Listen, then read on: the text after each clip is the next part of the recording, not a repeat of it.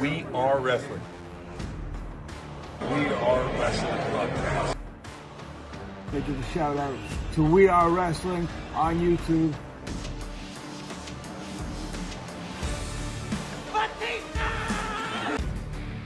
You're watching We Are Wrestling.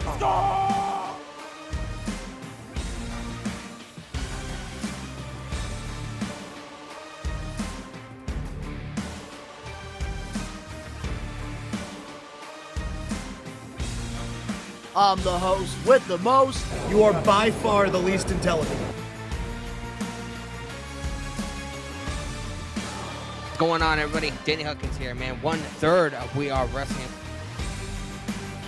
What's going on? We are Wrestling Maniacs Worldwide. Ben here, the third of the talk show. We Are Wrestling Podcast. Make sure to subscribe, baby. We are wrestling. What is up? We are Wrestling Maniacs out there worldwide. I'm the host with the most, the best one, Donnie, here with. What is going on, everybody? Danny Huckins here, man. 1/3 of We Are Wrestling. We got the Zelda playing Asian sensation over here. Ben is on Bruno. What's going on, man? What's going on? Oh, fuck, excuse me. Had to burp. What's going on? We are Wrestling Maniacs. It is I, the Zelda playing Asian sensation, Ben here, the third of the We Are Wrestling podcast. How are you guys doing today? Welcome, everybody, to another episode. So before we get into all of our crazy shenanigans for this week's episode, Don, give me the stuff. Well, if you're not a We Are Wrestling Maniac yet already, and you're not a part of the thousands of subscribers, the best way to support us is by hitting that subscribe button now, turning on the post notifications. Videos be coming out of nowhere like an RKO. And of course, you already know, the grind is real. And before we get into our topics for this week on the We Are Wrestling podcast, I have two things I definitely want to, talk about before we get into this. First thing, Danny and I, we will be live on Sunday for AEW Revolution. We're going to be doing a live watch along on Danny H Vlogs and We Are Wrestling. So if you need someone to watch the pay-per-view with, Danny and I will be here on the channel live. And second, I want to apologize to both you guys for last week with, the whole Sami Zayn, Cody Rhodes situation. I'm a man of my word, and the way I handled the situation was out of character for me, and I want to take accountability and own up to my actions for that. And I gotta say, within having a week of the whole, situation that's happened with Sammy and Cody and Roman, I am starting to open my arms up for Cody versus Roman. And I'm starting to be okay with Sami Zayn and Kevin Owens versus the Usos going into WrestleMania. Honestly, I forgot about that first part entirely. I completely fucking forgot about it, if we're going to be completely honest. Water under the bridge, homie. So, are you guys ready to talk about some pro wrestling? Let's get it, man. Let's get it. All right, so the first topic here on the We Are Wrestling podcast, AEW has been getting some criticism from this past week on Dynamite during the Face of the Revolution ladder match, with the referees holding the ladder to protect the wrestlers. How do you guys feel about the referees, holding the ladders for these guys? I want to tag in real quick. Okay, so when it comes to this is where this is what I'm talking about. I can understand playing it safe, especially after what happened to Rey Fenix. I can totally understand playing it safe. However, it didn't stop fucking WWE when shit hit the fan with Joey Mercury. It didn't stop it. They kept going. You are playing it too fucking safe, having these refs too involved. At this point, it's not entertaining because that takes the excitement out of the match of oh, what if the ladder falls and they eat shit? It's going to be you're going to get a huge fucking pop. Why are you preventing that? Especially if you're All Elite Wrestling, which is the pro wrestling brand of the fucking promotions. Why are you doing that if you're supposed to be making this mark for yourself and you're trying to stand above the rest and you're trying to bring this brutality? Brutality does not mean have fucking referees involved holding ladders for their superstars. Yeah, but they're here's supposed the to be thing, pros, though. so act like some fucking pros. But here's the thing, though. I definitely want to tag in real quick. Mhm. Here's the thing, though. During the high spots, that's when they hold the ladder. So, like, let's say Sammy Guevara jumps off one ladder and gives Cody the cutter. They usually will hold the ladder for that. When John Cena gave Edge the attitude adjustment in Unforgiven 2006, when they had the title up in Toronto, the referees actually held the ladder for Edge and John Cena for protection. So usually it's only for spots like that, but like when like somebody's gonna get See- thrown off the ladder, usually the referees won't hold the ladder for. But here's the stuff. thing, though. I can also argue that with Armageddon in 2006, the fucking tag match, the fatal 4-way tag match for the WWE tag team titles. It was London Kendrick Hardy's versus William Regal, Dave Taylor, and Eminem. So you also have to remember they did not hold the ladders when Kendrick gave the fucking final good night to William Regal, the sliced bread off the both double ladders. There was nobody holding them down, and both of them almost broke their necks, but they fucking sold it. So They if you're trying to referees- get that feel, I have to argue that. the referees always usually hold the ladders, but they do it in a way to where you don't really notice it. But usually in every There was single nobody ladder, holding those ladders in that ring, bro. usually in every single ladder, like usually if you see a referee by near like close to a ladder, he's holding it, but it's sort of off camera a little bit. Nope. And like Not with that, this, not that match. with this, have you seen what that ladder fucking looked like, bro? But the When thing Shawn is, was but the thing anybody is, holding? I will say this, like, when it comes to the ladders, not all the time with spots. That's why, like, I gotta take Ben's word for it with the sliced bread, because there are times where the referees won't hold the ladders for big spots. And but that was a usually most of the time ginormous they spot. do. And that was a ginormous spot. And also, I also want to bring up the point. Did anybody hold the 40-foot ladder for Shawn Michaels when he did the elbow drop to Vince McMahon at WrestleMania 22? Because I don't recall any fucking ref holding that ladder. And that was a 40-foot. That was a 40-footer. And that was a 40-footer in the middle of the ring, and he dropped, and there was no ref holding the ladder. I can't remember. And that fucking whole ladder was in view. And another thing, Mick Foley, it may not have been a ladder, but dude got thrown fucking 25 feet and through a table. And yet you're telling me that these wrestlers need referees to hold ladders that are only, what, 10, 20 feet high? Fuck out of here. Fuck out of here. How do you feel, Danny, about the if they're- referees holding the ladders? Seeing this spot and seeing like what everybody's talking about, I understand why the referee is. There was no way that ladder was gonna stand on its own. Powerhouse Hobbs, like he ran through Grab that something. fucking ladder. He fucking like it got all bent and twisted up. Because but that was the only thing that he had at the moment. So he was like, "Fuck it, I'm just gonna climb it." And that's where he made a here- mistake. He should have, taken a second instead of, panicking. He should have, threw that ladder outside the ring, grabbed a fresh ladder, and then climbed up.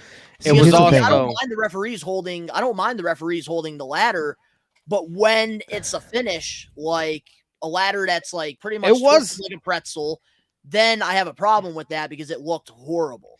It looked kind of funny, bro. You gotta kind of like this big beefy dude climbing up a ladder that's fucking like half broken. Like, All right, bro, so it was funny. I'm going to tag in one more time. The way I see it, if there's a ladder match, it doesn't matter what the fucking spot is. Unless it could literally end the person's life if it's not held, I don't want to fucking see anybody near a ladder because that takes away from the high stakes of what it is. And if you are in a ladder match, you need to be prepared to pay that bill. You need to be prepared to get fucking hurt because, again, that's what it's for. It's supposed to be exhilarating. It's supposed to be more brutal.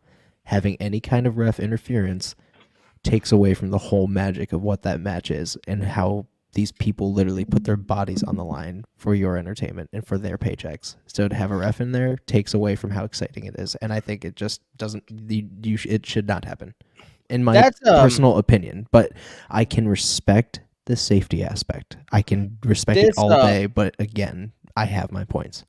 Watching AEW for as long as I have, this is the first time I really saw that spot. And I know this ladder match usually takes place at the pay-per-view. It doesn't take place on TV. So my only defense as to why, that was, the planned spot or whatever. I don't even know if that was planned. But maybe they were, it was a timing issue. Maybe they had to, do the match. They didn't have time. I mean, it's a 2-hour show, bro. It's not like it was on the pay-per-view to where the pay-per-view is like 6 hours long. I So get that, but at the same point, though, if it's the show's 2 hours long and you have to rush through shit, you should not have a match of that caliber on a show. Not on at least not a regular show. Usually Either it's at not. a pay-per-view Revolution ladder or matches at Revolution. Exactly. I don't know Exactly. why they changed it. Dynamite. They probably changed it because of the 1 Bryan hour Danielson Iron MJ. match. They probably changed it because Bryan Danielson and MJF because that match is gonna go an hour. So that's that's an hour fine. of time they don't have. Again, but that's on them. Absolutely true. That's on them. That's Here's something what that you have to work out. Here's like what I have to say about, the referees holding the ladder and stuff. By all means, the referees are supposed to be there for the safety of, the wrestlers and stuff. I don't have a problem with them holding the ladder or protecting the wrestlers. Where I have a problem is if you're on live television or, pay-per-view, the camera people cannot be getting the referees holding the ladder for these wrestlers climbing up. It looks horrible. As long if the cameras can find a way to finesse it, as long as we're not seeing it, I'm okay with the referees protecting them. Are we forgetting about the time that Jericho pushed? I think it wasn't Jericho that pushed Sammy, or it was somebody that pushed Sammy Guevara off the steel cage at Blood and Guts a couple years ago, and like he fell, and you could clearly see that Sammy he was falling Guevara. on he was falling on boxers or something like that. Yeah. Stuff AEW like that, you have to be careful. they need to learn, and the past several times somebody's bled on the show, That's what I'm saying, camera man. clearly caught they the blading. they are literally botching openly way too much, and that is an issue. And that's the thing, I do have to defend AEW in a sense, because even with TNA, when they were around and they were very popular, averaging 2 million viewers, they also would have a lot of production issues as well. Because you have to realize WWE, the reason why they barely have any production issues, because they've been around for over 50 years. So they know, how to put on a great production. AEW, on the other hand, they're only been around since 2019. So they still have plenty of room I can to, understand grow and that. learn. And again, I can understand that 100%. I can totally understand where you're coming from, but where you make a solid point, I'm going to have to argue that again, because AEW is primarily made up of a lot of these WWE veterans that are supposedly bringing things to the table to make the product better, and they are 4 to 5 years almost into this shit. They should know this by now. No, I you're don't know absolutely if, right, but I'm talking about production, not the superstars. Because I'm usually talking the about I'm production is talking what about makes production the too. television show. I know, that's what I'm talking about. The production, the backstage producers are a lot of WWE veterans that are helping Tony Khan produce the show and are supposedly helping him, but they're still fucking up this late in the game. That's my issue. I don't know if any of the camera people or I anything like that, or any of the camera operators. I know a lot of them are former WWE legends and stuff that are back there doing the producing roles, but I'm talking about the TV production trucks and stuff like that. Oh, like the actual the angles really and shit? getting into the production side of things, because a lot of the botches are from them and the trucks, and that's due to lack of experience. Yeah, no, 100%. You could, yeah. No, I totally get your point, though. All right, I'll bite. 100.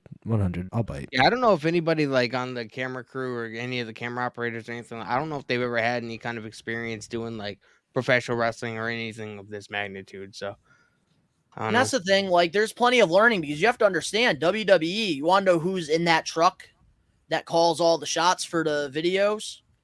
Kevin Dunn, Vince McMahon's, freaking Chicken Little. He pretty much calls all the shots in the truck. He says, okay, I want, this right here on. He pretty much controls all that, and that's why he has all those years of experience, and that's why WWE television, the shots are always phenomenal. Kevin Dunn's been working there since the fucking 80s. So yep, the only thing he fucked up was Edge's return. Yep. Oh, he's fucked up a and lot. Nia Jax, Royal Rumble this year. Yeah, he didn't fucking hit her music. They didn't do the countdown. Yeah, the countdown, the most important part of the Rumble. They didn't even want at number 30. Yeah. Oh my god. But Ridiculous. I understand where like people are coming from though with the referees, with the criticism. Like I totally get, your side of things, and I also understand the safety side of things as well. I do too. Yeah. I do too. But Like, again, professional wrestling, you should be pros, like That's watching all. it, like if you actually watch that spot, even though like maybe it shouldn't have happened, it was fucking hysterical, bro. Like I I was was laughing. laughing my ass off. And I mean, maybe that they wanted to throw a little humor in it, seeing this big guy, and he's so big, he needed help, steadying the ladder, so he didn't, like, I don't know. I mean, remember when Ben, it was a pretzel, that ladder, bro.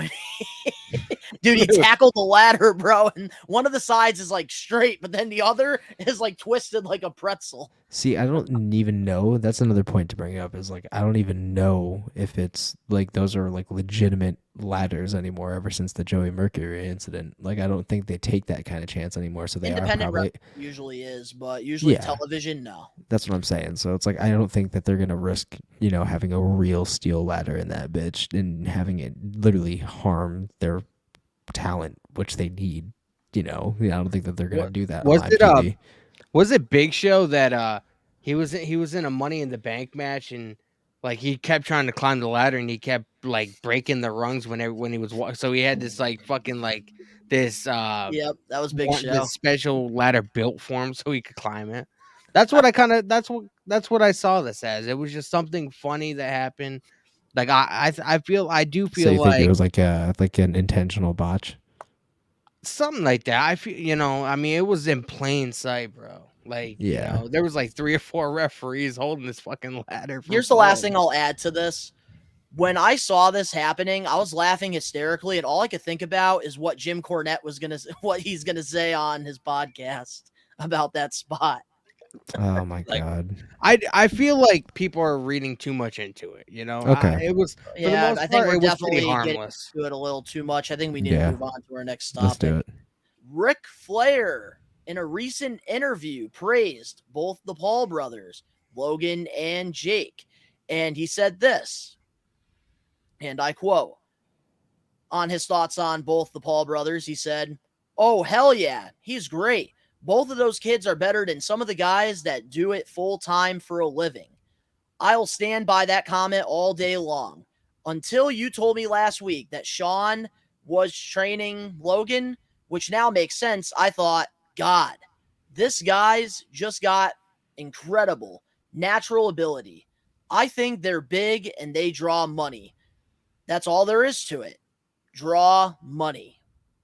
What are your thoughts on Ric Flair's latest comments on his podcast about the balls?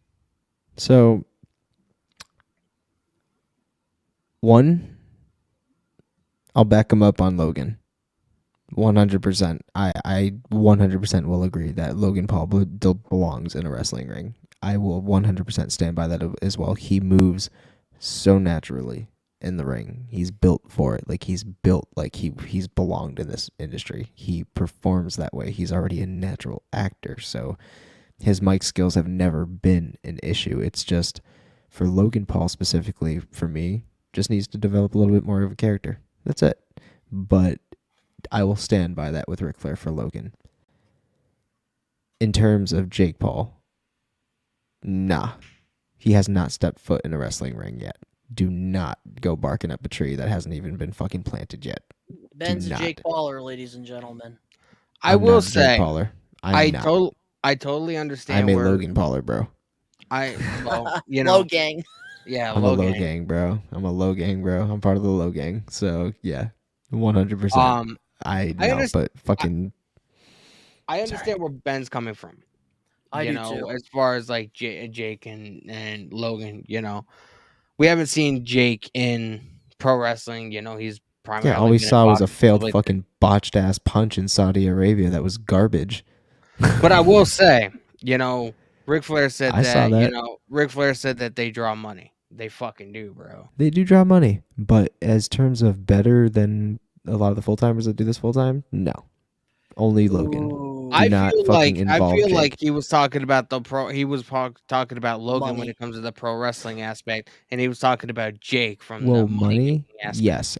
Well, Logan too. What the fuck? But yes, Well, yeah. absolutely. But Jake right now is pulling in bank, even though he got his little sissy ass whooped finally. Hey, but he still. made $30 million for that fight, man. He ain't Yeah, coming. it is kind of debatable with him and Tommy Fury, man. He did get a takedown on him.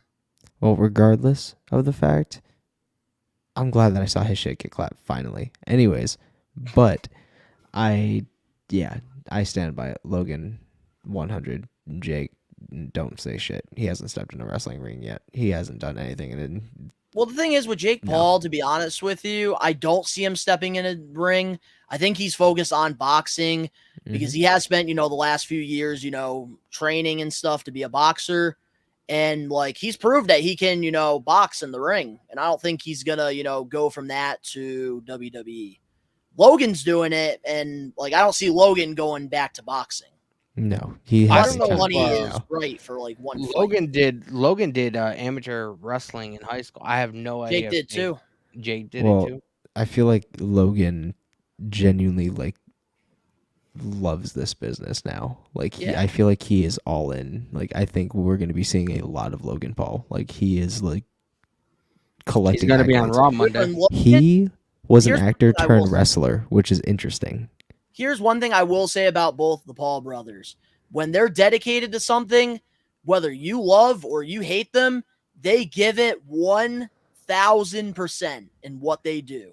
Whether it's boxing, whether it's YouTube, whether it's professional wrestling. Oh, They no give question. it everything they got into everything they do. Mhm. And that's what I And- respect about both of them. No, dude, there's no denying They're the in. grind. There's no denying the grind whatsoever. I respect both for the grind. My only thing is Logan has repeatedly proved himself in the ring. Very true. I cannot say anything about Jake other than his boxing shit. But again, pro wrestling, you have to love this business. Not even just about the money. You have to love this business in order to even gain any kind of contract from WWE. Logan loves this shit. I don't see him going back to his normal life anytime soon. I gotta say, and Oh, you he's guys having can too much fun. probably agree or disagree with me. That's fine. As far as when it comes to Logan, he's had matches. He's been around the business. He's trained with Shawn Michaels, for Christ's sake. Jake, gotcha. he's never trained. He's never he went to one show. Mhm. But I do feel like if Jake legitimately wanted to do this too, they're both super athletes. I feel like if Jake really wanted to do this, dedicated himself, trained with Shawn Michaels, just like Logan's doing, I feel like Jake would be able to fucking do this shit too. So I don't even want to rule out that kind I of don't. possibility. See, I here's the agree, thing. man. Because like I said with the Paul brothers, whatever they do, they give it 1,000,000%. And everybody that doubts him, that just, adds fuel to their fire. See, here's the thing. Again, I can respect the grind, 100. But to be a convincing WWE star, you have to have it. And Logan has that. So far We've from never what I can seen see, if we Jake never saw does if not. Jake has it. Jake can't talk on a mic for shit. The only thing he's good gotten at way is better running his. with he's gotten way better the last couple of years with The the only boxing, with the mic. The only thing I've ever seen him in the last couple of years is run his fucking mouth. That's it. Shit talk is not impressive to me. Tell me a fucking story. Logan has. And he has on SVU. I love that episode. Logan is more comfortable on camera than Jake. I will give you that one And because I you followed both need Paul it. brothers for years. I just won't You rule need out. it.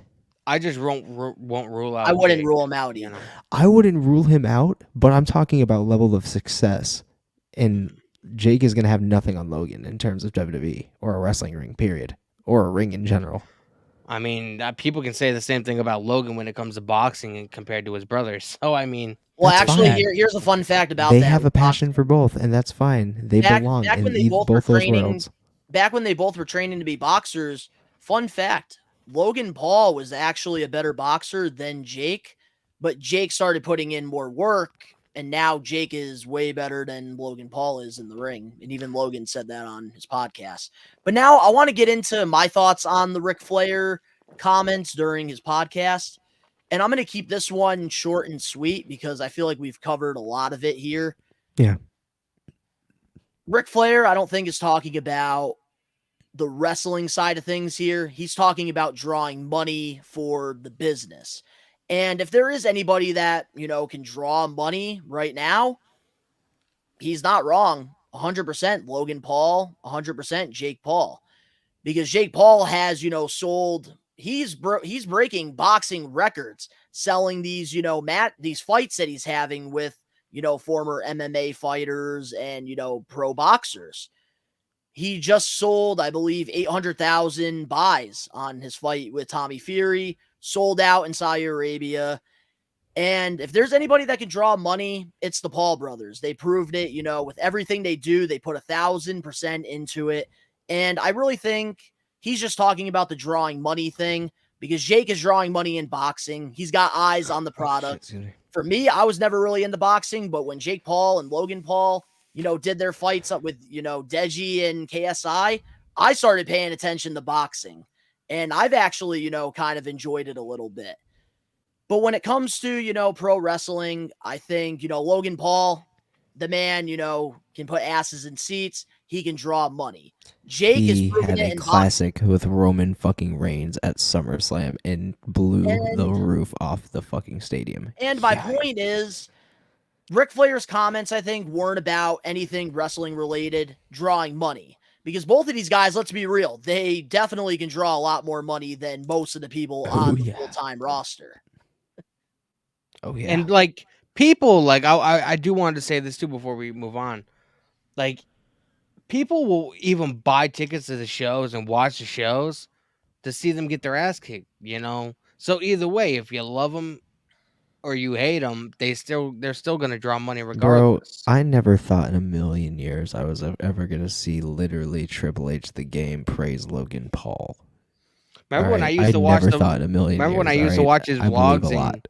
I told you I watched his vlogs and you made fun of me for it. Remember that? But yeah, no, like my views on Logan Paul, like even prior to the Suicide Forest shit, like he's done a lot of maturing and growing up. Like a lot. Because back then, dude, like he was just another privileged, spoiled shit. And I have no fucking problem saying that. Like he really was. And I don't really ever fall into those crowds because I have never been privileged. So I just... But when he started to really mellow out and mature and to really own his craft in sports and athleticism and really own who he is and where he belongs, yeah, ton of fucking respect. 100%. And he's done a lot of learning, too. Exactly. And that is why none of that other shit matters anymore. So yeah, I agree. Like, we see it a lot, like, especially when it comes to making content and doing this, YouTube thing. Like it takes a lot out of you, and like it does. You'll do just about anything, just to get your name up there, or whatever, just because it's such a saturated market, So a lot of it was him just being like, I gotta keep up with everybody else. Everybody else is on this platform that's doing a little bit better than me. I need to be at that same level. So I feel like that's where his mindset was. And, over the years, since that whole Suicide Forest thing happened, he stopped vlogging. He makes videos every once in a while. He does the podcast. He's sort of... He said boxing saved his life. He turned his, his work towards other things. You know what I mean? So, yeah. People grow, people learn, and I don't think, people should hold that over his head anymore. I don't. My honest thoughts. Yeah, and I think you couldn't have said it any better. We'll be right back with more We Are Wrestling Podcast.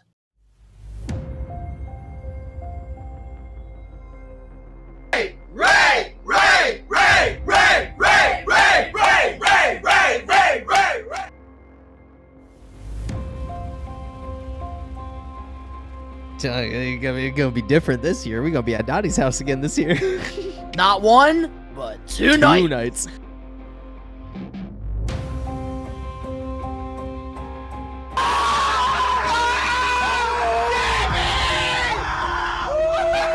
Yeah, you're definitely gonna want to be there for sure. It's gonna be fucking A1. Be there, be square. What is going on, guys? It's Ben here, the Lone Ranger, and you guys are watching We Are Wrestling Podcast. We're back. Our next topic on this week's episode of the We Are Wrestling podcast. On AEW Dynamite after the show, we saw an interview with Eddie Kingston. He kept it short and sweet. I quit AEW. And it looked like the next day on Ring of Honor's first television show back on the Honors Club, Eddie Kingston called out Claudio after Claudio won his match in the main event. So it looks like Eddie Kingston's going to be going from AEW now to Ring of Honor. How do we feel about this move, boys? Do you want me to go first? Do you mind if I chime in first because I'm least informed? I find it amusing a little bit because, one, I just want to put out there, I do like Eddie Kingston a lot. I think his promos and his mic skills are absolutely unmatched. Dude's a fucking brute in the ring. I do respect Eddie Kingston 100%. I just find it amusing because he's like, oh, I fucking quit AEW, but then hops over to the next promotion that is still ran and run by Tony Khan. So I find it slightly amusing, but I'll bite, like I'm always down for, world championship runs. I'm down for fucking, new faces joining other promotions, even if it's owned by the same dude. Like I'm always down for a little bit of a shakeup. I'm down for, worlds colliding. So, let's go. I'm down. He's a really fucking great wrestler. He's a good fucking talent to have on the card. So why not, man? And Claudio, they had some issues and some words not too long ago. So, I mean, it's going to be great to hash it out. Ring of Honor, man, for years. Mm-hmm. So they're hashing it out. What a way to do it. So, yeah, I'm with it. Let's go. How do you feel, Danny? I'm a huge fan of Eddie Kingston. You guys already know how I feel. I'm a big advocate of Eddie Kingston. I do still feel like, if he put a little bit of work in the gym or whatever, and, just to get some kind of a build to him, he'd be a little bit more menacing. But I definitely understand, he's happy with the way he is, and, that's fabulous. The dude is a fucking killer in the ring. So as long as he can do his job, fuck it. Who the fuck am I to talk? But I will say, I'm going to peel the curtain back a little bit, for those of you that don't know. Wrestling is made up of storylines. No. He didn't legitimately quit AEW. They obviously did the Ring of Honor tapings on February 25th and 26th. So this was about a week ago that, he did the whole Ring of Honor spot. So this was a whole planned thing to begin with. I do like the fact that he's on Ring of Honor now. So maybe we'll be able to get to see a little bit more of him because of how saturated the market is in AEW. Here's my thoughts about the whole Eddie Kingston transition from AEW to Ring of Honor. This is what Eddie Kingston needs.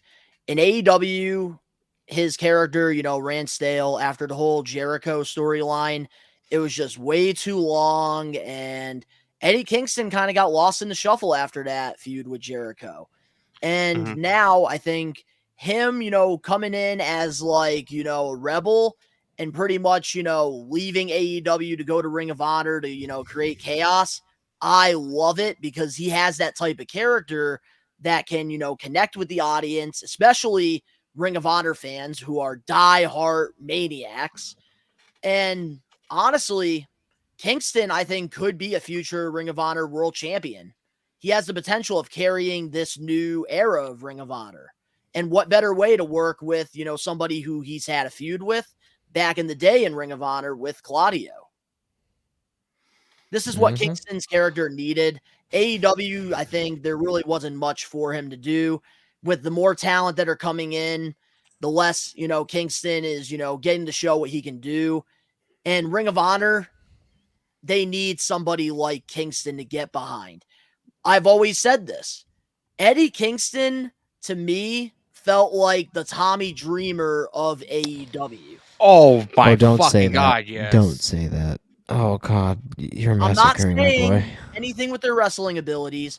I'm talking about just the love they have for the promotion that they worked for. No, I Eddie get that. Kingston, I have a ride or little die bit of a for hot AEW. take when it comes to Tommy that. Dreamer Tommy was used Dreamer, as ride or die everybody's... for ECW. Yes, but he also became everybody's punching bag because of that.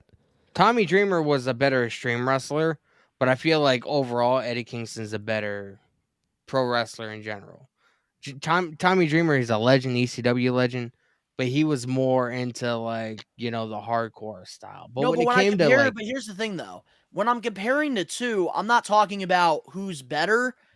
I'm just saying the heart and the passion they have for the sport. yeah, They both have it for their, respected promotions. Tommy Dreamer always repped ECW on the shirts. Eddie Kingston always, had love for AEW because they gave him an opportunity when nobody else would. yeah, And that's why he connects with the audience so well, because he's Eddie Kingston. He's not like MJF, who's, friggin' built, with muscle. He's Eddie Kingston. And that's why people love him, because they can relate to him and his struggles to get to where he's at today. he's a grappler from New York, man, showing that New York tough street attitude. I love Kingston, bro. Yeah, no, like I mean, This is a great move. yeah, I dude. think. I think he's gonna do absolutely wonders in Ring of Honor. I hope that he takes it.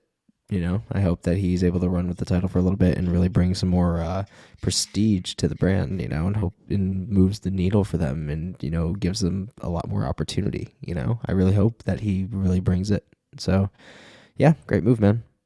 I hope so too. Moving on now to the next topic here on the podcast. We have a WWE topic. So, during this week, WWE superstar Sonya Deville was arrested for gun possession in New Jersey. She does have her, gun license in Florida, and in New Jersey, the laws are different, and they arrested her for that. How do you guys feel about this news? So, when it comes to this, I think it's kind of just one. It can go one of two ways, and I think it's understandable, but she's still kind of at fault. One, you should if you own a firearm and you have your license to carry, you need to know that shit through and through, including travel laws. 100%, you should know. You reside in Florida. It was a firearm that is registered there. You are in New Jersey. I understand protection, especially after the scary incident that happened not too long ago where she almost got fucking kidnapped by someone who was stalking her. I understand safety 100%. But you need to know the law and protecting yourself. You need to know what is okay for you to do. Especially with your profession and your stature, you should be able to afford the means necessary to keep yourself protected. If not, at least have a bodyguard, one that can carry, like X, Y, and Z to wherever travel wise. You need to be prepared for that. You need to, be ready to face the consequences if you don't, which happened. Again, I understand why she was carrying completely, and I encourage that. I feel like a lot of women should be carrying 100. I do think they have the right to defend themselves. But it is 100% your mistake, and you're at fault if you are going against the law. Even if you forgot, you still have to pay the price. It does not matter who you are. And that's the only thing I can say about it. I can't, say, oh, she's fucking stupid, da da da. I'm not going to say that. No, not at all. But she did make an honest mistake. And if I'm, from what I know, she made an honest mistake, and shit happens. But it doesn't matter who you are, you're going to pay the toll. Well, honestly, what you said exactly was what I was going to say. I think you really just hit the nail on the head on that one. Thank you. Because we all make mistakes. I don't think, Yeah. she meant to, carry a firearm, in New Jersey, thinking that, oh, I'm breaking the law here. She probably didn't know, and she was in shock. No. And Yeah. accidents happen, but of course, because she's, a WWE superstar, It's going to be in the TMZ news. is going to put it all over the place. If it was somebody random, you would not have heard about this. Nobody would have gave a Sonya shit. Deville. So I kind of agree with WWE on the whole thing. I don't think she's at fault. no. It's gonna get thrown out of court. That's a Yeah. huge lawsuit. I feel like if They're they not do gonna try keep her to off TV. prosecute her, And they won't You turn know? this into a storyline. They definitely won't, because this is something that had to do with a real scary situation, and they're not going to turn that into a work at all. She'll be for fine. those of you that don't know, I'm not going to tell the whole story. Back in 2020, there was a stalking incident. A guy, kept showing up at her house, he caused a huge ruckus at the performance center, trying to get a hold of her. He was arrested multiple times. I don't know. I think he's in prison right now, to be honest with you. But since that incident, she's got a firearm to protect herself, rightfully so. Yeah, most women should. And I do understand, having this be a mistake, like, especially with their travel, like the amount they travel, the amount of places they visit every single week. It's hard to keep track. It's not like a normal person that's home 90% of the time, and then, like, in 6 months we're gonna take a vacation and go here, there, or whatever. So I honestly do think it was an honest mistake. Yeah, I do too. It's a hectic travel schedule, man. I don't think anybody should look down on her for this. No, Like, this isn't gonna hurt her. This is not going to hurt her at all. She wasn't using it. She wasn't threatening to shoot somebody. She wasn't. She just had it in her possession, and it wasn't registered. It was in her to the glove state. box. It was in the glove box. The valet that was parking her car opened the glove box, found it there, and that's pretty much. He called the cops on her. But I do. It's gonna get thrown out. She's obviously, while this whole process is going, they're gonna keep her off TV. But I don't see anything major happening. And she's got a clean record too, so they're definitely just gonna, she's fine. Especially, like, could you imagine? mistake. Could you imagine the uproar that the judicial system would have in New Jersey if they prosecuted her for this, knowing how well documented the stalking incident was, and knowing that this is a woman who's on TV, she's well known, and she has something to protect herself, and they prosecute her and put her in prison because she had it on her? It's not like she was threatening somebody, using it. Oh, nothing. dude, it'd It was be a sitting waste in her of glove. fucking everybody's time and money, bro. Exactly. So, and that's the thing. Like, a lot of people that go through stuff like Sonya Deville did in 2020, they have to live with that mental health problems for the rest of their lives. They even kept her off TV during it because in this world, in this world, a lot of us don't take mental health seriously. Nope. But this isn't Fox News. This is the We Are Wrestling podcast, and we'll be right back with more wrestling news. Every superstar there was so many great superstars back then, and they focused on the show.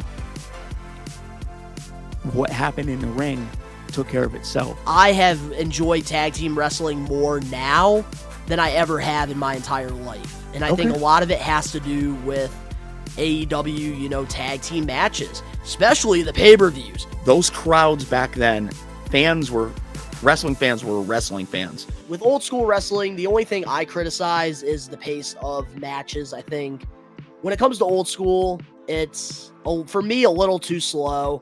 Characters, on the other hand, they're on a whole nother level. You can see your hands a little too close. Honestly, I would rather take the belt that I'm wearing on my pants. I'd rather be representing that than the fucking the new WWE Championship, okay? New episodes of Old School versus New School air every Monday only on We Are Wrestling.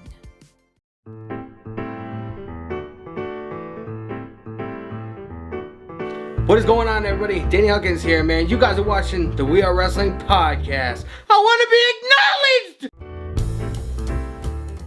We're back. This Sunday, Danny and I, we will be live for AEW Revolution. Watch along. If you are looking for somebody to watch the pay-per-view with, Danny and I will be live on both Danny H Vlogs and We Are Wrestling. Moving on now to the next topic of the We Are Wrestling podcast.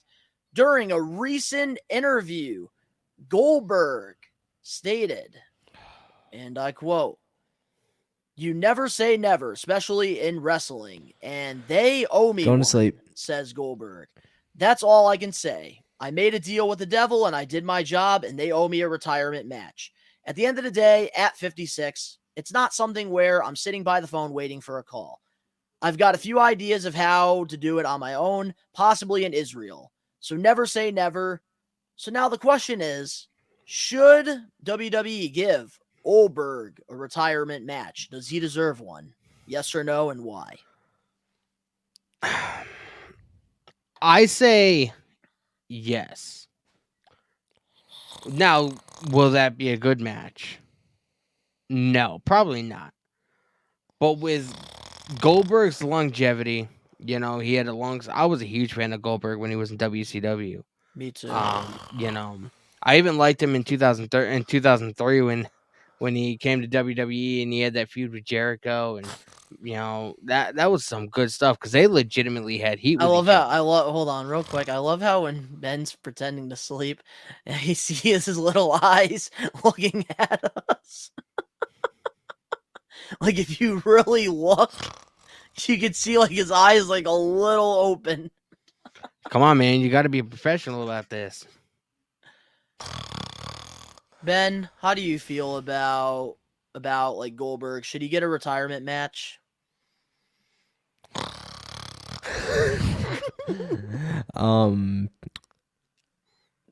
the wacky tobacco, man. No, it's not the wacky tobacco. It's some fucking. They fucking bled him dry such a long time ago, bro. Like, if they did his fucking comeback match, left it alone for a few years, like quite a few years, did it again, left it alone again for a few years up to now, then yes. If it was a 3-match series, yes, abso-fucking-lutely. I'd be hyped for it. I'd be like, fucking Goldberg? Hell yeah, dude. We haven't seen him since fucking WCW. Like, let's fucking go. It's fucking Goldberg.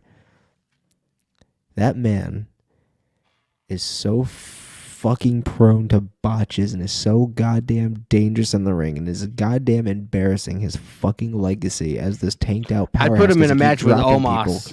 No. Yes, sure, because you want Omos to be hurt, but I'm speaking like professionally. It is done. He's already retired. At this point, it's just let me collect that last paycheck and, you know, do what I can for my last match and go all out and see how far I can go before I fill my fucking diaper in the middle of this goddamn ring. I don't Not Goldberg in a diaper. Bro, have you seen fucking Goldberg's leg day compared to his upper torso lately? He's not the Goldberg we remember, bro. Looking like Ric Flair over here. No, not Ric Flair, Ric but Flair he's and definitely... Teddy Longer in the diaper. Oh, Booker Goldberg T too is starting to turn more and more into Gilbert every fucking day. That is literally what is happening. Gilbert! I'm sorry, but by the time he has this retirement match and this whole never say never spiel is over, he's going to look like fucking Gilbert. All right, bro, so yeah, no, his retirement match should be against Gilbert. Yes. Sure. Yes. We need that to happen. In Saudi Arabia. I was about to say that. I was about to say that. Like Ben always says, that's money. That's money, honey. We got Goldberg versus Gilbert in the main event in Saudi Arabia during King and Queen of the Ring. Wait. Oh shit, that's great. Can Gilbert even wrestle anymore? Didn't he just have like a massive fucking like stroke or heart attack recently? That was a couple years ago. Well, still, like, would you want to call it quits after something like that? I fucking would. Gilbert probably could run circles around Goldberg. It's Goldberg, bro. It's not like he's in the ring with AJ Styles. Let him fucking go. And Gilbert, he's budgeted as well. He doesn't need the pyrotechnics. He's got the sparklers. Yeah, I'm with it. And then the music. Gilbert. Ow. My ring hit my head. That would be great. If you got a whole ass mark on your head from it now. Oh no, you did. Yeah, oh no, there it is. There's the red mark. You're right on the side of his little dome piece. Well, get out of the fucking light so I can see it so it focuses. Yep, right there. Yep, I see it. I was hoping I was gonna bleed like Moxley. I wanted to be cool. Oh my fucking god.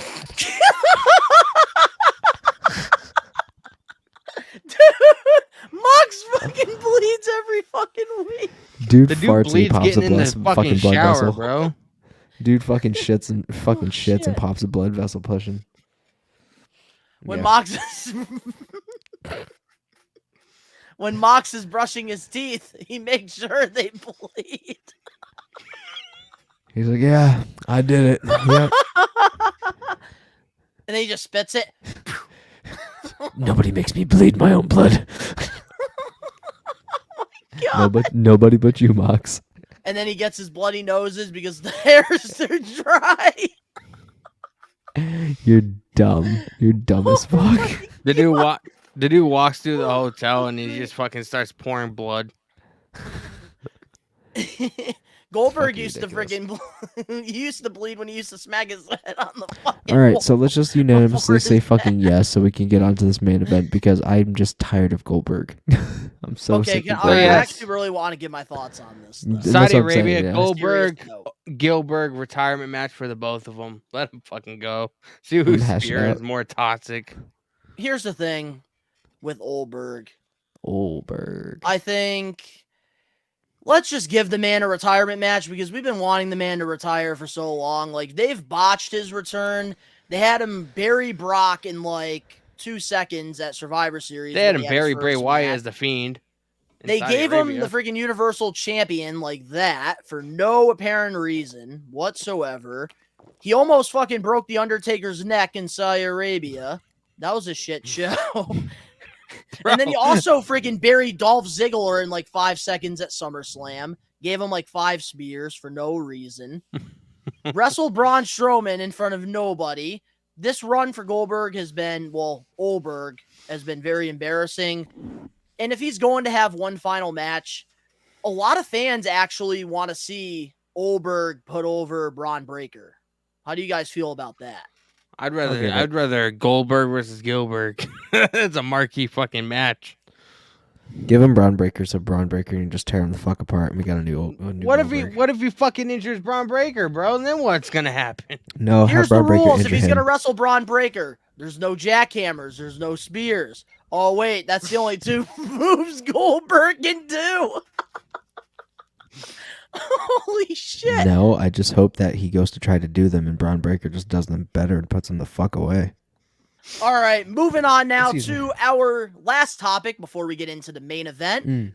There are reports that Brock Lesnar turned down the idea of working with Bray Wyatt. And apparently, there was another person that he also didn't want to work with, and that's where they pitched Omos to him, and he said, sure, why not? And it looks like this could be Brock Lesnar's last match for a while. How do you guys feel about the whole Brock Lesnar news that's this week? Clearly, homeboy sucking Vinnie Mac's dick if he really chose fucking Omos over Bray Wyatt. Like, I'm sorry, but that's fucking stupid. Like, that's so fucking stupid. Like, I almost like it. Just like it almost feels distasteful giving my thoughts on it, just because it's so fucking like stupid that that's how he decided he wanted to go. Because I would be more compelled to see Bray Wyatt versus Brock Lesnar than Bray Wyatt versus Bobby Lashley. 100, if I'm being honest. There's more creativity there. There's more of a beast fucking incarnate there. There's more everything than. I'm not saying Lashley's not great. I just don't see him clicking well with Bray Wyatt because he's not on Bray Wyatt's level. Here's the thing that I have to say about that. Like, don't get me wrong. I would rather see Brock Lesnar and Bray Wyatt wrestle than Bray and Bobby. I do absolutely agree with that take. Yep. But I think the reason why Brock probably doesn't want to work with Bray Wyatt is because both of their creativities are 2 completely different things. Bray Wyatt has a certain style to his storytelling, and Brock Lesnar is just, a badass. There's just a He's complete just a difference buff-ass there redneck, that's with all it is. creativity, and I don't think the program would work out as well as us fans think it would. Why couldn't we get Brock Lesnar versus like Otis? That would have been a fucking great match. Yeah. There's freaking literally 30 or more superstars that could have had a great match with Brock than Omos. Or could have given us fucking Gunther versus Brock Lesnar at Mania like it should have been. Give me that instead. I would have rathered it. Or Brock Lesnar versus Karrion Kross. That would have been a great story. I would have gone there too. Anything but fucking Omos. Anybody but Omos. So I'm gonna So my final thought is, I think it's like I get it, but yeah. I don't really have more I can add to it, just because the thought of it is so awful, because that's money, and you're just throwing away probably hundreds, maybe millions of dollars on that match, because that is a fantastic match made in fucking heaven. In 2023, man, you can't say millions, only because hundreds of Bray thousands. Wyatt's return was phenomenal. That's what I'm saying. But since then, it's kind of been lackluster. It has been, because and that's he hasn't due to been bad booking, not Bray and that Wyatt. again, Brock Lesnar would have been a great booking decision, and they pissed it away. That is I get true. it. It's like, I get you have different styles of creativity or whatever the fuck have you, but if you're talking money here, that's the way you go. That's what you do. It's a job, homie. Stop calling the shots and making it an easy day, and fucking work for the money and for the good of the company. Because that's the thing with Dean Ambrose, John Moxley, and Brock Lesnar for their WrestleMania match. The reason why it didn't work out and it was a shit show was because they both had difference of creativity with how they do things. I'm convinced that Brock Lesnar doesn't give a shit about WWE. He's in it for the money, obviously. He works one set style. He won't get out of his comfort zone to try different things. His matches don't last. His matches don't last.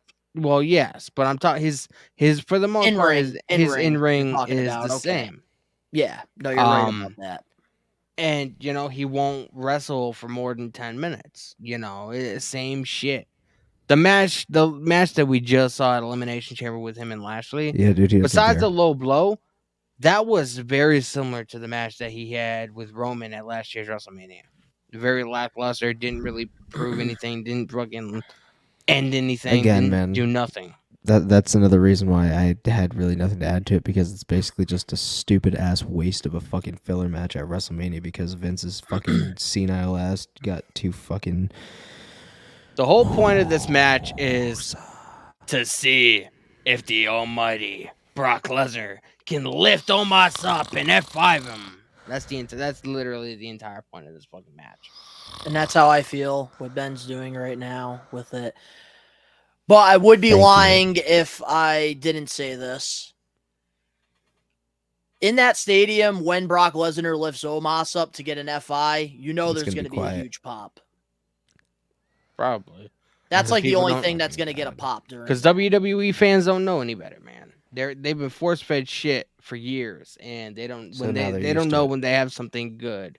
And believe it or not, you go on WWE's YouTube page, and Omos matches, they be freaking reaching like 10 million or more. Probably for the simple fact that he's a green giant. I don't understand how. I don't understand how either. I don't understand. I just I like Brock as a character. I like what he's doing. I like he's for him not being that much of a people person, he's always shaking hands, and he's fucking putting his hat on kids' heads and fucking taking selfies with people and this and that.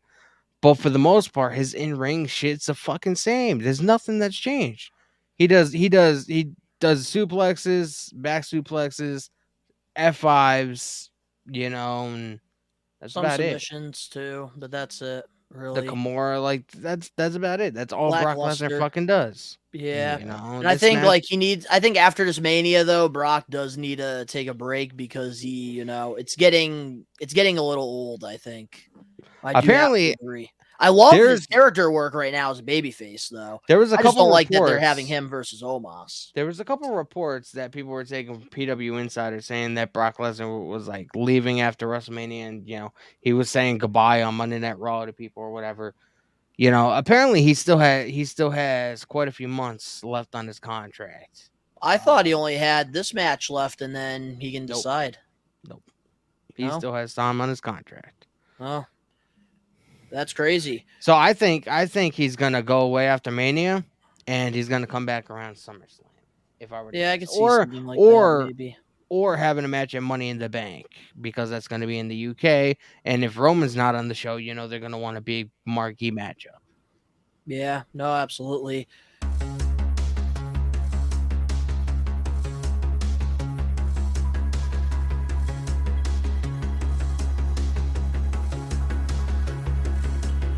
No! How is Nickelodeon Guts number 5? Wow!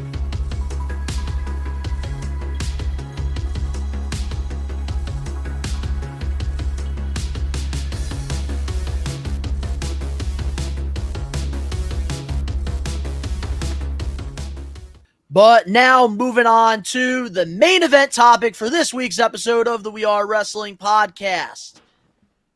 Chris Jericho, in a recent interview, expressed that he has zero interest in returning to WWE. And here's what he said during this interview, and I quote, "I don't see why it wouldn't be. I don't hold the torch for WWE. To me, that's not the place to be. AEW is the place to be. It really is. I've been in WWE. I know how it works. They work that way. I don't care if Vince is there, Hunter is there, or whoever is there. They have a way of doing things, and I was there for 20 years, and I was pretty good at it. I like the way we do things at AEW better, so I don't know why I wouldn't want to finish my career in AEW." What are your thoughts on Chris Jericho's latest comments during the recent podcast? So mine is going to be very short and sweet. Very, very short and sweet. And it's actually one sentence. And it's actually a very short sentence. And I have nothing to add to it. He's got a point. You can move on. Yeah, Jericho, he was in the WWE system for, 20 years before that WCW. He has the right to say that. He was in that system for years. Same reason why Brian left. Danielson left. Some of these guys, they weren't so much fascinated with the entertainment aspect than they were, getting in the ring and legitimately having a match and fighting with somebody. Tagging in one more thing, because I'm going to add to that, Dan, because I back you up entirely. The other aspect I'm throwing in, yeah, these guys are getting older, man. They want to do exciting shit before it's time to fucking put up the boots forever. And AEW is that place. So that's all I'm going to say now. Done. Continue. And now I'm going to tag myself in. I got to agree with the both of you when it comes to Chris Jericho. The man is a legend, first-class Hall of Famer in, professional wrestling and sports entertainment. And I think Chris Jericho, the reason why he leans more towards AEW's creativity over WWE's is because Chris Jericho is a creative mind. You have to understand that outside of the wrestling ring, this man has his own cruise ship, does, the Rockin' Rager at sea. Chris Jericho has a band, Fozzy. Chris Jericho has his own podcast, Talk is Jericho, before podcasts became very popular. Chris Jericho is a very creative individual, and in AEW, he's able to create and he's able to do what he loves and also have a creative saying in doing what he does, which makes him enjoy it a little bit more than he would be in WWE. Yep. Because in WWE, Precisely. the cruise that he does, Fozzy, all this stuff, he'd be very limited on time. God You know what I damn it. mean? I have to Notice tag when he myself was in in again after. Notice when he was in WWE, The main event topic. he would tour once or twice a year. Now, he can tour majority of the time he's not on AEW. Yeah. So I'm going to tag myself in with one last thing.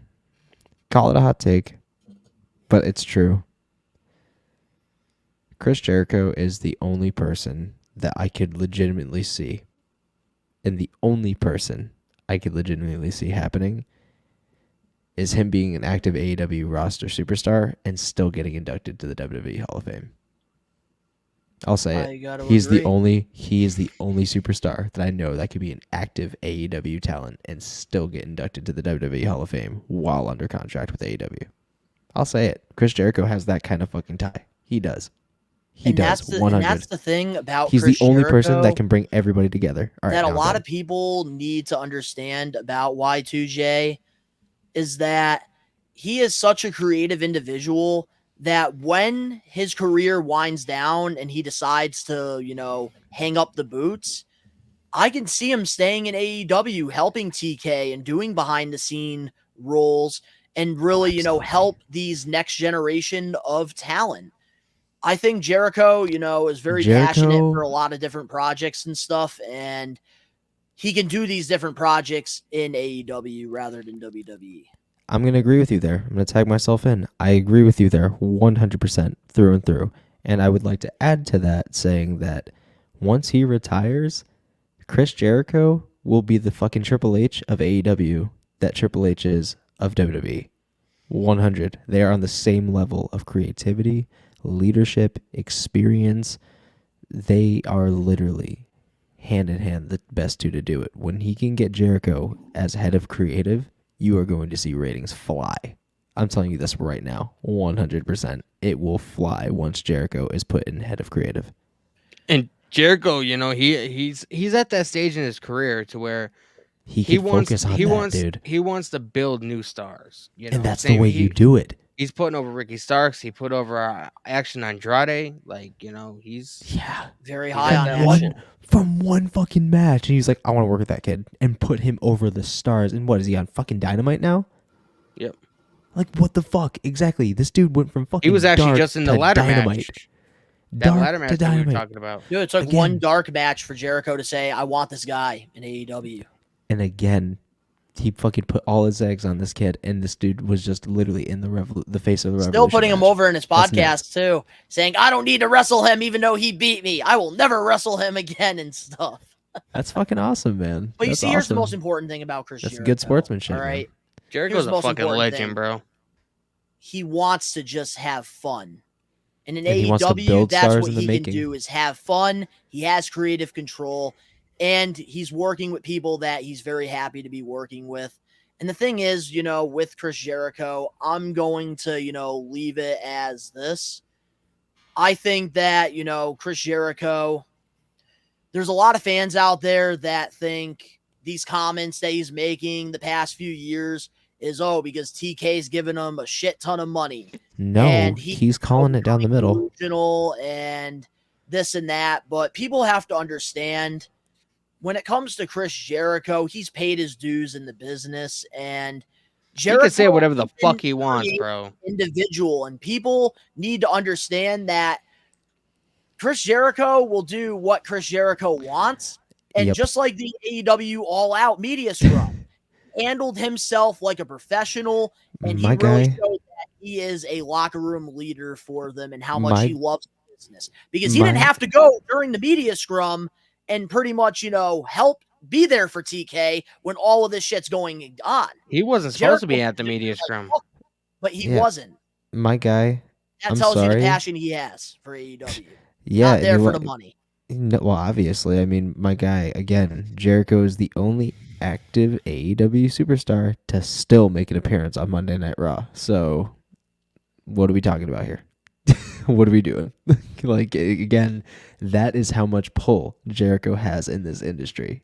He is literally the face of AEW, Oh, showing up on. podcast too. The only other Even Vinnie Mac person was like, "Yeah, go for it." Like, The only Yeah? other person I could see with that kind of pull in AEW would be Bryan Danielson. Yes, Yes. because of the relationship that he's had with Vince. I loved what MJF said about him fucking this week, going off about somebody comparing him to Del Rio. He's like, I'm not an abuser. I'm not a racist. I'm not shitty in the ring.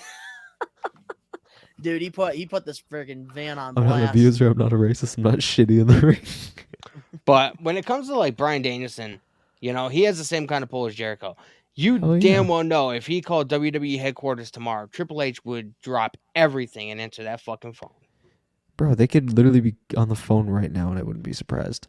Like, again, what are we talking about here? And even in What this are we talking interview, about here? too, he said he loves Vince. He still loves Triple H. But of course, they're not going to show that because they want It's another the clicks, promotion. they want the views, and they want to portray Jericho as, pretty much kissing Tony Khan's ass, even though that's far from. Well, you That's basically where they broke get the kayfabe views when and you the had him clicks, on Raw. bro. Again, you obviously broke kayfabe when you had him on Raw. So again, what are we talking about Didn't they here? have Danielson on that same show and Mark Henry? It Yeah, was like I something think so. for like John Cena, right? Yeah. Yeah, I'm telling you, man. Like, again, you But the really fans, think that there's a gap? I think in the wrestling community, like the fans need to stop blasting Jericho so much, and they just need to start loving and appreciating this guy, because when he decides to hang it up, all of these fans are going to be saying, "We miss Jericho." Yeah. I have to say this, man, because it's been driving me absolutely fucking crazy. So fucking over say it. what- Hurry Jericho up, damn. Appreciation man. Society sucks, Danny. No, it That's has what nothing you're to do gonna with say. that. It has nothing to do with that. I was watching WWE religiously, even before Triple H took over, when it was at like the fucking lowest it could possibly fucking same. be. Yeah, we all. I did. don't know why people want to hate AEW so much, especially when you're a wrestling fan. Because with AEW, Ring of Honor, even Impact, NXT, WWE, we have so much fucking wrestling to consume. Why not fucking, take the opportunity? Donnie. Yes. How many times has he preached this on this fucking channel? I mean, it's true. And We've all preached this on this channel. Every other day, I see people online saying, fuck AEW, fuck WWE. Bro, Dan, it's this wrestling. Is where you go. This is where you go in circles, my guy. They know. They just don't fucking care, bro. Wrestling fans are toxic. We could fucking beat this horse all fucking day, bro. Wrestling fans are mindless fucking zombies. How do I know that? Let me tell you. Because we are wrestling fans. Exactly. And that's the thing that we need to keep saying about this whole thing. So you do understand. The thing is, we are all toxic wrestling fans. And the thing is, Danny, you talk about how you get pissed off about AEW fans pretty much, or like people blasting AEW. But here's the thing. You are one of the bandwagoners. When WWE was shit, you were going on all of these. No, hold on, Dan. Hold on, Ben. I watched it. No, Dan. Let him finish. Let him finish. Finish this. Danny, when WWE was at its lowest, you were the most toxic fangirl in pro wrestling, and you were riding AEW. But now that freaking WWE is better than AEW, you be riding WWE a little bit more than AEW. You still enjoy AEW, but you do put WWE more over than AEW, and you do put and the only thing on WWE was watching no, bitch. I'm fucking tagging you now. It's my turn to rip your ass shit. I'm tagging you. Tag right now. Nah, bitch. You should. If I could absorb all of the toxic shit you have ever said on the fucking internet, it could literally be a fucking 12 times over Harry Potter trilogy in its final form. Rewrites, fucking demos, fucking scrap versions. The fucking version where fucking Dobby runs over to fucking Harry and flat out bricks in his mouth. That version that got tossed. All of it. Literally all of it. Expecto Patrono, bitch. Literally. It would be ridiculous. You understand why this is happening. You understand why all of these fucking people hate AEW and all this shit and that there's so much wrestling content. You understand because we are those people, Dan. We just see things in a different light. I critiqued it, but I still fucking watched it every single fucking week. Call me, say I don't. I'm not saying you don't. I'm just saying you do understand. Wrestling fans are deaf to their own opinion, unless it's their own opinion, unless they're people like us who genuinely openly talk about this. That is where you are having this weird confusion of where you don't understand. You totally do. It just frustrates you because it's right fucking there and nobody cares. And I understand that entirely. Yeah, the wrestling community really doesn't care. They will always, it's just like friggin' popularity, like the kid that has the new pair of Jordans. Every kid wants them.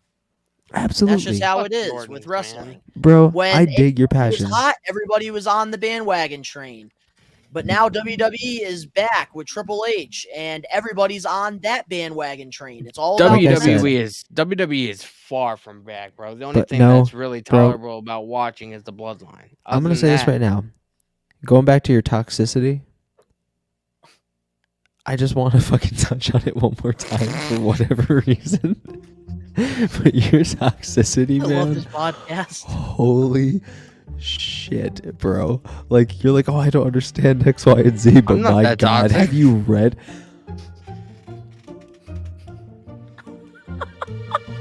Did you just say you're not that toxic?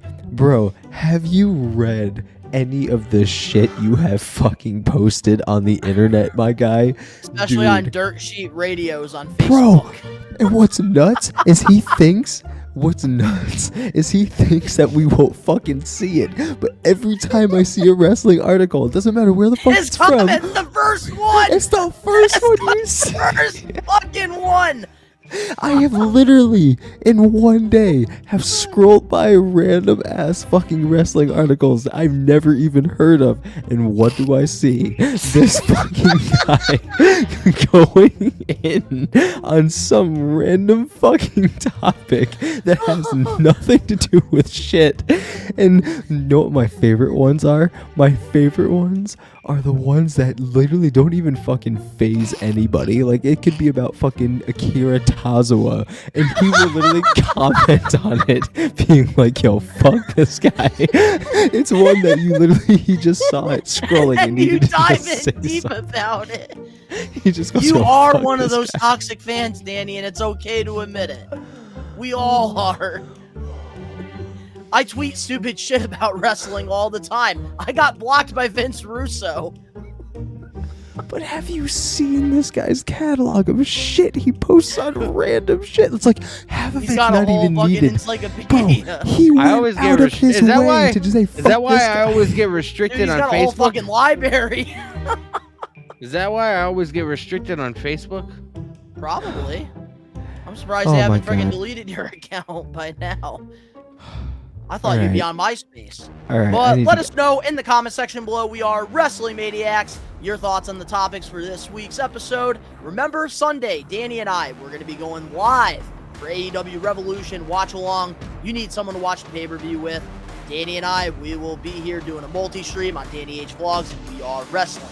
But my if you guys toxicity enjoyed doesn't take this over. week's episode of the We Are Wrestling podcast, make sure to smash that like button now. If you're not a We Are Wrestling Maniac yet already, subscribe, turn on the post notifications. The link's down in the description below. You can go follow all of us on our social medias and other YouTube pages. In addition, you want shorter clips of the podcast here on the We Are Wrestling channel. We be posting them on TikTok, Instagram, Facebook, and Twitter. All that down below. And, of course, to all the We Are Wrestling Maniacs out there worldwide, we are taking over. Peace.